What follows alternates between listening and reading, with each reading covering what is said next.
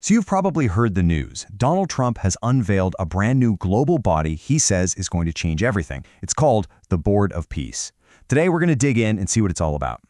That is a pretty bold claim, right? The greatest and most prestigious board ever assembled. So what is this thing really? Is it a genuine new pathway to peace, or is there something else going on here? All right, let's get right into it. First up, where did this organization even come from? It made its big debut at the World Economic Forum in Davos, so let's unpack its origins. Okay, so on paper, the board's origin story is tied to a very specific, very real-world problem. It was officially created to manage the monumental task of rebuilding the Gaza Strip after the war. It even got a nod from a UN Security Council resolution, which welcomed it as a transitional body for the region. And this wasn't some quiet backroom deal. The charter was signed in Davos, Switzerland, with the world's media and many global leaders watching. They were definitely aiming to make a splash on the world stage. Okay, so this is where things get really interesting. Let's talk about the structure, the money, the blueprint. Because how this board is set up is, well, it's pretty unusual. Yep, you're seeing that right. $1 billion. That is a staggering price tag. So the big question is, what does $1 billion actually get a country? Well, it buys you a permanent seat at the table. You get to stay. If you don't pony up the cash, you get a temporary 3-year term, and your membership can only be renewed if the chairman says so. You can probably see why this whole pay-to-play model is raising a lot of eyebrows. So with a financial setup like that, you have to ask, beyond the money, who's really calling the shots here? Who holds the power? And the charter leaves absolutely no room for doubt. The power is, well, it's pretty much all in the hands of one person, the chairman, Donald Trump, who, by the way, is appointed for life. He alone can invite or kick out members. He can create or get rid of committees. He gets the final say on what the rules mean, and he has the tie-breaking vote. Basically, nothing happens without his approval. So we've talked about the power structure, but what's the board supposed to be doing?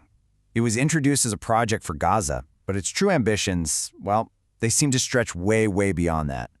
The plan they rolled out to the public, presented by Jared Kushner, was this massive 4-phase reconstruction plan for Gaza. It was detailed, starting in the south and methodically working its way north. And we're not talking about a few new buildings. The vision is huge. They're showing these slick, AI-generated images of a new Gaza. Think a glittering coastline, massive skyscrapers, a brand new port and airport, a completely transformed economy. But here's the thing.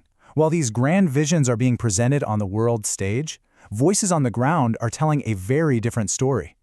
Leaders in Gaza are saying, hey, no one even talked to us about this. A total lack of consultation. And this might be the most surprising part of all. For all the talk about Gaza, if you actually read the board's official charter, the word Gaza isn't in it, not once. Instead, the charter gives the board this incredibly broad global mandate to intervene anywhere in the world affected or threatened by conflict. That is a massive shift from its original mission. So you can imagine, with a plan this radical and this controversial, the rest of the world had opinions. A lot of them. And let's just say the response has been divided.